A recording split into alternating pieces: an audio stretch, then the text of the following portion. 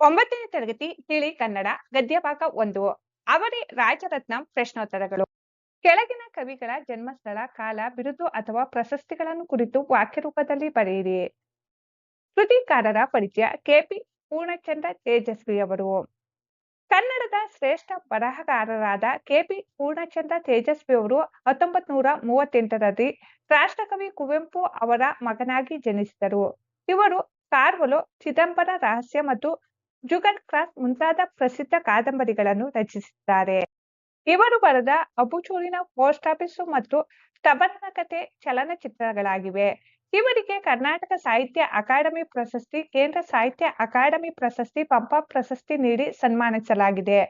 ಇವರು 2007ರಲ್ಲಿ ನಿಧನರಾದರು. ಪ್ರಸ್ತುತ ನಮ್ಮ ಪಠ್ಯದ ಅವರೇ ರಾಜರತ್ನಂ ಗದ್ಯ ಭಾಗವನ್ನು ಇವರ ಅಣ್ಣನ ನೆನಪು ಕೃತಿಯಿಂದ ಆರಿಸಿಕೊಳ್ಳಲಾಗಿದೆ. ಕೆಪಿ ಪೂರ್ಣಚಂದ್ರ ತೇಜಸ್ವಿಯವರು ಪ್ರಶ್ನೆಗಳು. ಮುಖ್ಯ ಪ್ರಶ್ನೆ 1. ಬಿಟ್ಟ ಸ್ಥಳಗಳನ್ನು ನೀಡಿರುವ 4 ಆಯ್ಕೆಗಳಿಂದ ಸೂಕ್ತವಾದುದನ್ನು ಆಯ್ದು ಬರೆಯಿರಿ. 1. ಅವರೇ ರಾಜರತ್ನಂ ಗದ್ಯ ಭಾಗದ ಆಕಾರ ಕೃತಿ ಡ್ಯಾಶ್. ಆಯ್ಕೆಗಳು: ಅಣ್ಣನ ಕನಸು, ಅಣ್ಣನ ನೆನಪು, ಅಣ್ಣನ ಮನಸ್ಸು, ಅಣ್ಣನ ಸೊಗಸು. ಸರಿಯಾದ ಆಯ್ಕೆ ಬಾ, ಅಣ್ಣನ ನೆನಪು. ಅವರೇ ರಾಜರತ್ನಂ ಗದ್ಯ ಭಾಗದ ಆಕಾರ ಕೃತಿ ಅಣ್ಣನ ನೆನಪು. ವಾಕ್ಯ 2. ತೇಜಸ್ವಿ ಅವರು ರಾಜರತ್ನಂ ಅವರನ್ನು ಡ್ಯಾಶ್ ಎಂದು ಭಾವಿಸಿದ್ದರು. ಆಯ್ಕೆಗಳು: ಕವಿ, ಭಿಕ್ಷುಕ, ಗೆಳೆಯ, ಸನ್ಯಾಸಿ. ಸರಿಯಾದ ಆಯ್ಕೆ ಬಾ, ಭಿಕ್ಷುಕ. ತೇಜಸ್ವಿ ಅವರು ರಾಜರತ್ನಂ ಅವರನ್ನು ಭಿಕ್ಷುಕ ಎಂದು ಭಾವಿಸಿದ್ದರು.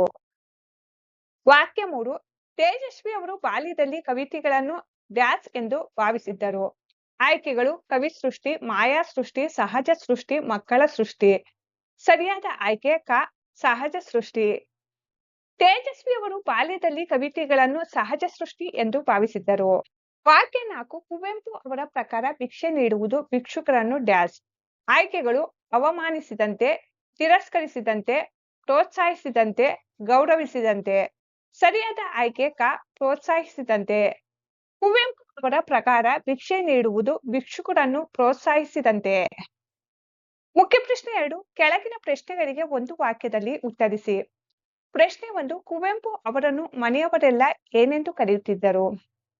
ಉತ್ತರ: ಕುವೆಂಪು ಅವರನ್ನು ಮನೆಯವರೆಲ್ಲ ಅಣ್ಣ ಎಂದು ಕರೆಯುತ್ತಿದ್ದರು. ಪ್ರಶ್ನೆ 2. ಕುವೆಂಪು ಅವರ ಮಕ್ಕಳು ಭಿಕ್ಷುಕನೆಂದು ಭಾವಿಸಿದ ಕವಿಯ ಹೆಸರೇನು?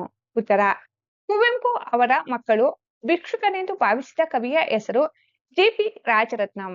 ಪ್ರಶ್ನೆ 3. ಕುವೆಂಪು ಅವರ ಮಕ್ಕಳು ಚಿಕ್ಕವರಿರುವಾಗ ಕವಿತೆಗಳನ್ನು ಏನೆಂದು ತಿಳಿದಿದ್ದರು? ಉತ್ತರ: ಕುವೆಂಪು ಅವರ ಮಕ್ಕಳು ಚಿಕ್ಕವರಿರುವಾಗ ಕವಿತೆಗಳನ್ನು ಹುಡುಗರು, ಮಕ್ಕಳು ಮತ್ತು ಮರ, ಗಿಡಗಳಂತೆ ಪ್ರಪಂಚದಲ್ಲಿರುವ ಒಂದು ಸಹಜ ವಸ್ತುಗಳೆಂದು, ಅಂದರೆ ಸಹಜ ಸೃಷ್ಟಿ ಎಂದು ತಿಳಿದಿದ್ದರು. ಪ್ರಶ್ನೆ 5. ರಾಜರತ್ನಂ ಅವರು ಪುಟ್ಟಪ್ಪನವರನ್ನು ಏನೆಂದು ತಮಾಷೆ ಮಾಡಿದರು? ಉತ್ತರ: ರಾಜರತ್ನಂ ಅವರು ಪುಟ್ಟಪ್ಪನವರು, ಏನು ಪುಟ್ಟಪ್ಪ, ಮನೆಗೆ ಬಂದವರನ್ನೆಲ್ಲ ಮುಂದೆ ಕಳಿಸಿಬಿಡಿ ಎಂದು ಹೇಳಿದ್ದೀರಾ ಎಂದು ತಮಾಷೆ ಮಾಡಿದರು.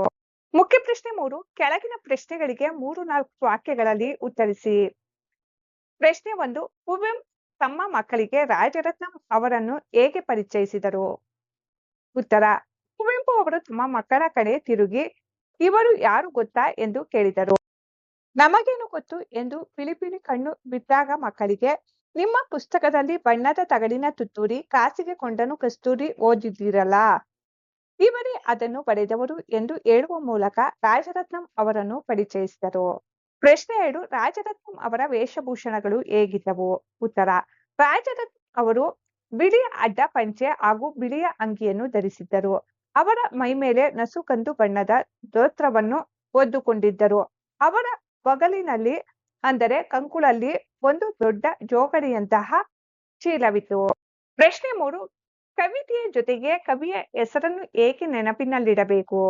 ಉತ್ತರ: ಕವಿತೆಗಳು ಮರ, ಗಿಡಗಳಂತೆ ಪ್ರಪಂಚದ ಸಹಜ ವಸ್ತುಗಳಲ್ಲ, ಅದನ್ನು ಕವಿಗಳು ಬರೆಯುತ್ತಾರೆ ಎಂದು ಮಕ್ಕಳಿಗೆ ಅರಿವಾಯಿತು.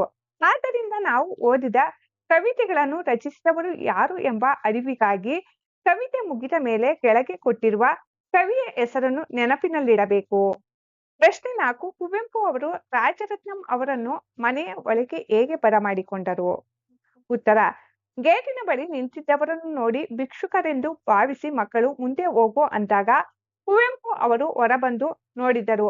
ಅವರ ಗುರುತು ಹಿಡಿದ ಕುವೆಂಪು ಅವರು ಓಹೋ ಬನ್ನಿ ಬನ್ನಿ ಎನ್ನುತ್ತಾ ಅವರ ಸರಸರ ಮುಂದುವರೆದು ಗೇಟು ತೆಗೆದು ರಾಜರತ್ನಂ ಅವರನ್ನು ಒಳಗೆ ಕರೆದುಕೊಂಡು ಬಂದರು. ಪ್ರಶ್ನೆ 5. ಕುವೆಂಪು ಅವರ ಮಕ್ಕಳನ್ನು ಕಂಡಾಗಲೆಲ್ಲ ರಾಜರತ್ನಂ ಏನೆಂದು ತಮಾಷೆ ಮಾಡುತ್ತಿದ್ದರು? ಉತ್ತರ: ಮಕ್ಕಳು ಮೊದಲು ರಾಜರತ್ನಂ ಅವರನ್ನು ಭಿಕ್ಷುಕರೆಂದು ತಿಳಿದು ಮುಂದೆ ಹೋಗು ಎಂದಿದ್ದರು. ಆದ್ದರಿಂದ ರಾಜರತ್ನಂ ಆಮೇಲೆ ಯಾವಾಗಲಾದರೂ ಮನೆಗೆ ಬಂದಾಗ ಮಕ್ಕಳನ್ನು ಕಂಡರೆ ಏನ್ರಪ್ಪ ಒಳಗೆ ಬರಬಹುದೋ ಮುಂದೆ ಹೋಗಬೇಕೋ ಎಂದು ತಮಾಷೆ ಮಾಡುತ್ತಿದ್ದರು. ಮುಖ್ಯ ಪ್ರಶ್ನೆ 4. ಕೆಳಗಿನ ಪ್ರಶ್ನೆಗಳಿಗೆ 8-10 ವಾಕ್ಯಗಳಲ್ಲಿ ಉತ್ತರಿಸಿರಿ. ಪ್ರಶ್ನೆ 1. ಕುವೆಂಪು ಅವರು ಭಿಕ್ಷೆ ನೀಡಿ ಯಾವ ರೀತಿ ಮೋಸಕ್ಕೆ ಒಳಗಾಗಿದ್ದರು? ಉತ್ತರ: ಕುವೆಂಪು ಅವರು ಆಶ್ರಮದಲ್ಲಿದ್ದಾಗ ಭಿಕ್ಷಾವೃತ್ತಿಗೆ ಉತ್ತೇಜನ ನೀಡಬಾರದು ಎಂಬ ನಿಯಮವಿದ್ದರೂ ಒಬ್ಬ ಎಳವನಿಗೆ 3 ಕಾಸು 6 ಕಾಸು ಭಿಕ್ಷೆ ಹಾಕುತ್ತಿದ್ದರು. ಕೈಕಾಲೆಲ್ಲ ಸೊಟ್ಟ ಮಾಡಿಕೊಂಡು ಸ್ವಾಮಿ ಎಂದು ಕರುಣಾಜನಕವಾಗಿ ಅಂಗಲಾಚುತ್ತಿದ್ದ ಆ ಎಳವ ಒಮ್ಮೆ ಆಶ್ರಮದ ಸ್ವಾಮಿಗಳಾದ ಸಿದ್ದೇಶ್ವರಾನಂದರು ಅಲ್ಲಿಗೆ ಬಂದಾಗ ಸೊಟ್ಟ ಕೈಕಾಲುಗಳನ್ನು ನೆಟ್ಟಗೆ ಮಾಡಿಕೊಂಡು ವೇಗವಾಗಿ ಓಡಿ ಹೋದನು. ಇದನ್ನು ಕಂಡ ಸಿದ್ದೇಶ್ವರಾನಂದರು ಕುವೆಂಪು ಅವರ ಮೂರ್ಖತನಕ್ಕೆ ಸರಿಯಾಗಿ ಛೀಮಾರಿ ಹಾಕಿದರು. ಕುವೆಂಪುರವರಿಗೆ ದುಡ್ಡು ಕಳೆದುಕೊಂಡಿದ್ದಕ್ಕಿಂತ ಹೆಚ್ಚಾಗಿ ಇಷ್ಟು ದಿನ ಮೋಸ ಹೋದೆನಲ್ಲ ಎಂಬುದು ಹೆಚ್ಚು ಬೇಸರದ ಸಂಗತಿಯಾಗಿತ್ತು. ಭಿಕ್ಷೆಗೆ ಬರುವವರೆಲ್ಲ ಸಾಮಾನ್ಯವಾಗಿ ಮೋಸಗಾರರು, ಕದಿಯಲು ಬರುವ ಕಳ್ಳರು ಅಥವಾ ದುಡಿದು ತಿನ್ನಲು ಇಷ್ಟವಿಲ್ಲದ ಸೋಮಾರಿಗಳಾಗಿರುತ್ತಾರೆ ಎಂದು ಕುವೆಂಪುರವರು ತಿಳಿದುಕೊಂಡರು. ಪ್ರಶ್ನೆ 2. ಕುವೆಂಪು ಅವರ ಮಕ್ಕಳು ರಾಜರತ್ನಂ ಅವರನ್ನು ಭಿಕ್ಷುಕನೆಂದು ಏಕೆ ಭಾವಿಸಿದರು? ಅದು ಉಂಟು ಮಾಡಿದ ಫಜೀತಿ ಏನು? ಉತ್ತರ: ಕುವೆಂಪು ಅವರು ಮಕ್ಕಳಿಗೆ ಭಿಕ್ಷೆಗೆ ಬರುವವರೆಲ್ಲ ಸಾಧಾರಣವಾಗಿ ಮೋಸಗಾರರು ಅಥವಾ ಕಳ್ಳರು ಎಂದು ಹೇಳಿಕೊಟ್ಟಿದ್ದರು. ಇದರಿಂದ ಮಕ್ಕಳು ಗುರುತು ಪರಿಚಯವಿಲ್ಲದೆ ಮನೆಯೊಳಗೆ ಬರುವವರನ್ನೆಲ್ಲ ಭಿಕ್ಷೆ ಬೇಡುವವರೇ ಎಂದು ತೀರ್ಮಾನಿಸಿದ್ದರು.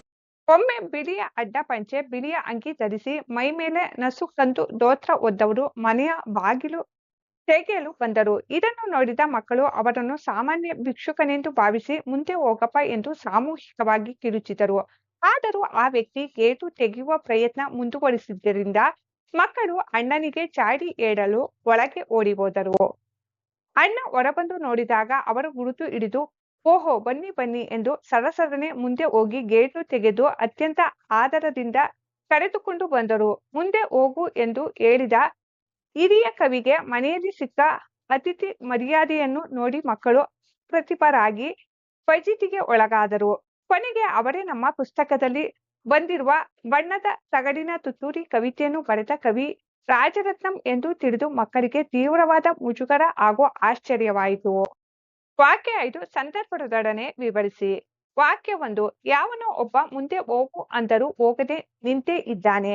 ಆಯ್ಕೆ: ಈ ವಾಕ್ಯವನ್ನು ಪೂರ್ಣಚಂದ್ರ ತೇಜಸ್ವಿ ಅವರು ಬರೆದಿರುವ ಅಣ್ಣನ ನೆನಪು ಕೃತಿಯಿಂದ ಆಯ್ದ ಅವರೇ ರಾಜರತ್ನಂ ಎಂಬ ಪಾಠದಿಂದ ಆರಿಸಲಾಗಿದೆ. ಸಂದರ್ಭ: ಮನೆಗೆ ಬಂದಿದ್ದ ಕವಿ ಜಿ.ಪಿ. ರಾಜರತ್ನಂ ಅವರನ್ನು ಭಿಕ್ಷುಕನೆಂದು ತಿಳಿದು ಮಕ್ಕಳು ಮುಂದೆ ಹೋಗಪ್ಪ ಎಂದು ಕೂಗಿದರು. ಆದರೂ ಅವರು ಹೋಗದೆ ಗೇಟು ತೆಗೆಯಲು ಪ್ರಯತ್ನಿಸುತ್ತಿದ್ದಾಗ ಮಕ್ಕಳು ಕುವೆಂಪು ಅವರ ಬಳಿ ಹೋಗಿ ಯಾವನೋ ಒಬ್ಬ ಮುಂದೆ ಹೋಗು ಅಂದರೂ ಹೋಗದೆ ನಿಂತೇ ಇದ್ದಾನೆ ಎಂದು ಚಾಡಿ ಹೇಳುವ ಸಂದರ್ಭದಲ್ಲಿ ಈ ಮಾತು ಬಂದಿದೆ. ಸ್ವಾರಸ್ಯ: ಕವಿಯೊಬ್ಬರನ್ನು ಮಕ್ಕಳು ಮುಗ್ಧತೆಯಿಂದ ಭಿಕ್ಷುಕನೆಂದು ಭಾವಿಸಿ ತಂದೆ ಬಳಿ ದೂರು ನೀಡುವ ಸನ್ನಿವೇಶವು ಸ್ವಾರಸ್ಯಕರವಾಗಿ ಮೂಡಿಬಂದಿದೆ. ವಾಕ್ಯ 2. ಇವರು ಯಾರು ಗೊತ್ತಾ? ಆಯ್ಕೆ: ಈ ವಾಕ್ಯವನ್ನು ಪೂರ್ಣಚಂದ್ರ ತೇಜಸ್ವಿ ಅವರು ಬರೆದಿರುವ ಅಣ್ಣನ ನೆನಪು ಕೃತಿಯಿಂದ ಆಯ್ದ ಅವರೇ ರಾಜರತ್ನಂ ಎಂಬ ಪಾಠದಿಂದ ಆರಿಸಲಾಗಿದೆ. ಸಂದರ್ಭ: ಮನೆಗೆ ಬಂದಿದ್ದ ರಾಜರತ್ನಂ ಅವರನ್ನು ಒಳಗೆ ಕರೆದುಕೊಂಡು ಬಂದು ಮಕ್ಕಳು ಮುಂದೆ ಹೋಗು ಎಂದು ಹೇಳಿದ್ದ ವ್ಯಕ್ತಿ ಯಾರು ಎಂಬುದನ್ನು ಮಕ್ಕಳಿಗೆ ಪರಿಚಯಿಸುವ ಸಂದರ್ಭದಲ್ಲಿ ಕುವೆಂಪು ಅವರು ಮಕ್ಕಳಿಗೆ ಇವರು ಯಾರು ಗೊತ್ತಾ ಎಂದು ಕೇಳಿದರು.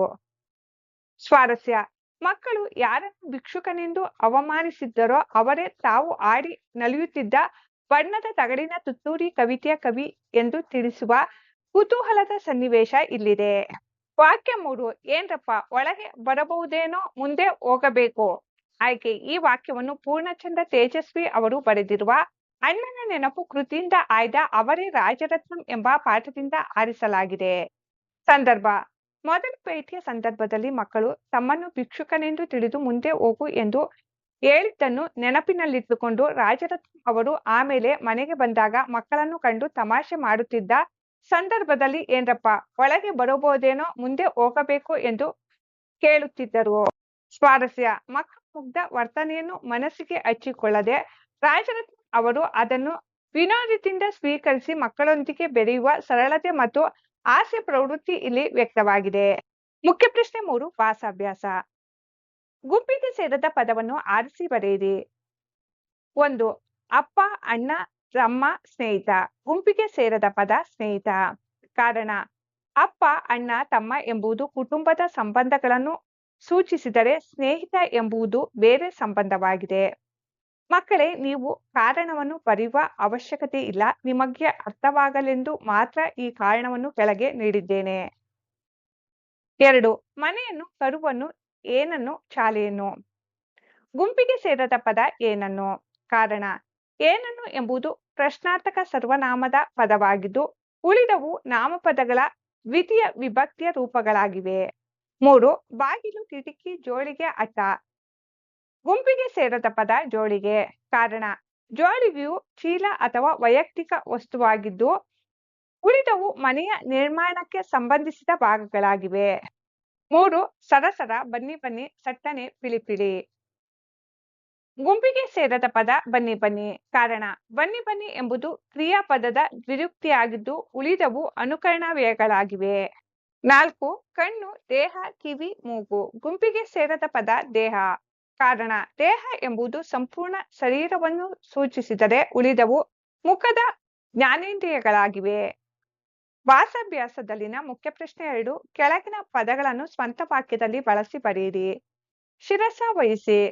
ಸ್ವಂತ ವಾಕ್ಯ. ಹಿರಿಯರು ಮತ್ತು ಗುರುಗಳು ಹೇಳಿದ ಒಳ್ಳೆಯ ಸಲಹೆಗಳನ್ನು ನಾವು ಶಿರಸ ವಹಿಸಿ ನಡೆದುಕೊಳ್ಳಬೇಕು. ಆಕಸ್ಮಿಕ. ಸ್ವಂತ ವಾಕ್ಯ. ರಸ್ತೆಯಲ್ಲಿ ನಡೆದ ಆಕಸ್ಮಿಕ ಅಪಘಾತವನ್ನು ಕಂಡು ಸ್ಥಳದಲ್ಲಿದ್ದ ಎಲ್ಲರೂ ಬೆಚ್ಚಿಬಿದ್ದರು. ಚೀಮಾರಿ. ಸ್ವಂತ ವಾಕ್ಯ. ತಪ್ಪು ಕೆಲಸ ಮಾಡಿದ್ದ ತಮ್ಮನನ್ನು ಅಣ್ಣ ಕಠಿಣವಾಗಿ ಚೀಮಾರಿ ಹಾಕಿದನು. ಪ್ರೋತ್ಸಾಹ. ಸ್ವಂತ ವಾಕ್ಯ. ಪೋಷಕರು ಮತ್ತು ಶಿಕ್ಷಕರ ಪ್ರೋತ್ಸಾಹವಿದ್ದರೆ ಮಕ್ಕಳು ವಿದ್ಯಾಭ್ಯಾಸದಲ್ಲಿ ಉತ್ತಮ ಸಾಧನೆ ಮಾಡಬಹುದು. ಕನಿಕರ. ಸ್ವಂತ ವಾಕ್ಯ. ಹಸಿವಿನಿಂದ ಬಳಲುತ್ತಿದ್ದ ಭಿಕ್ಷುಕನ ಕಂಡು ನನ್ನ ತಾಯಿಯ ಮನಸ್ಸಿನಲ್ಲಿ ಕನಿಕರ ಮೂಡಿತು. ಅಂಗಲಾಚು. ಸ್ವಂತ ವಾಕ್ಯ. ದೇವಸ್ಥಾನದ ಮುಂದೆ ನಿಂತು ಆ ಎಳವನು ಭಿಕ್ಷೆಗಾಗಿ ದಾರಿ ಹೋಕರಲ್ಲಿ ಕೈಮುಗಿದು ಅಂಗಲಾಚುತ್ತಿದ್ದನು. ಭಾಷಾಭ್ಯಾಸದಲ್ಲಿನ ಮುಖ್ಯ ಪ್ರಶ್ನೆ 3 ಕೆಳಗಿನ ಪದಗಳಿಗೆ ವಿರುದ್ಧಾರ್ಥಕ ಪದಗಳನ್ನು ಬರೆಯಿರಿ. ಕರುಣೆ, ಕ್ರೂರತೆ. ಸಾಮಾನ್ಯ, ಅಸಾಮಾನ್ಯ. ಕಷ್ಟ, ಸುಲಭ. ಉತ್ಸಾಹ, ನಿರುತ್ಸಾಹ. ಭಾಷಾಭ್ಯಾಸದಲ್ಲಿನ ಮುಖ್ಯ ಪ್ರಶ್ನೆ 4 ಕೆಳಗಿನ ಪದಗಳಿಗೆ ಬಹುವಚನ ರೂಪಗಳನ್ನು ಬರೆಯಿರಿ. ಭಿಕ್ಷುಕ, ಭಿಕ್ಷುಕರು. ಚೀಲ, ಚೀಲಗಳು. ಸೋಮಾರಿ, ಸೋಮಾರಿಗಳು. ಬಾಗಿಲು, ಬಾಗಿಲುಗಳು. ಮಗು, ಮಕ್ಕಳು. ಕವಿತೆ, ಕವಿತೆಗಳು. ಮುಖ್ಯ ಪ್ರಶ್ನೆ 5 ಕೆಳಗಿನ ಪದಗಳ ವಿಭಕ್ತಿ ಪ್ರತ್ಯಯಗಳನ್ನು ಗುರುತಿಸಿ ಬರೆಯಿರಿ. ಮನೆಯಿಂದ, ಇಂದ ತೃತೀಯ ವಿಭಕ್ತಿ ಪ್ರತ್ಯಯ. ಕಾಲೇಜಿಗೆ, ಗೆ ಚತುರ್ಥಿ ವಿಭಕ್ತಿ ಪ್ರತ್ಯಯ. ಊಟವನ್ನು, ಅನ್ನು ದ್ವಿತೀಯ ವಿಭಕ್ತಿ ಪ್ರತ್ಯಯ. ಪುಸ್ತಕದ, ಆ ಷಷ್ಠಿ ವಿಭಕ್ತಿ ಪ್ರತ್ಯಯ. ದಾರಿಯಲ್ಲಿ, ಅಲ್ಲಿ ಸಪ್ತಮಿ ವಿಭಕ್ತಿ ಪ್ರತ್ಯಯ.